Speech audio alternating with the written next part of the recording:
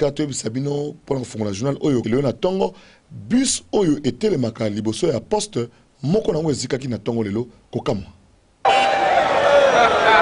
Batu baleki na Tongo na boulevard du 30 juin bamoni makambo ya kokamwa. Tala motuka oya siti trendenge peli moto e kamwisi bato nyonso ndenge moto ngo peleli.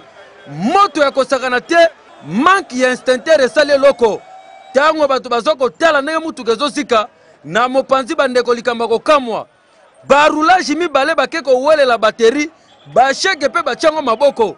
Nani akozwa batterie tala trouble bimi kotoyo.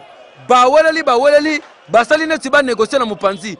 Esimbi te barulage na kidi baboye.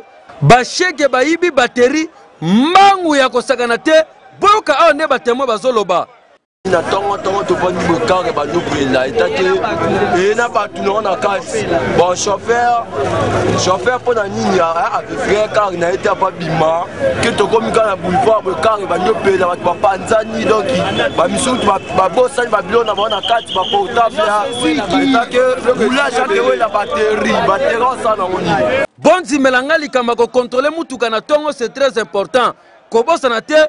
Il faut s'intéresser à la mutuka. Ce qui m'a monté muke bandi.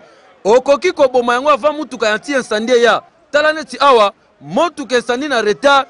Motuka eziki nyonso atelo ko kolokotezalite mawa. Oyo squelette solo. Ko kamwa match mabe na biso yo.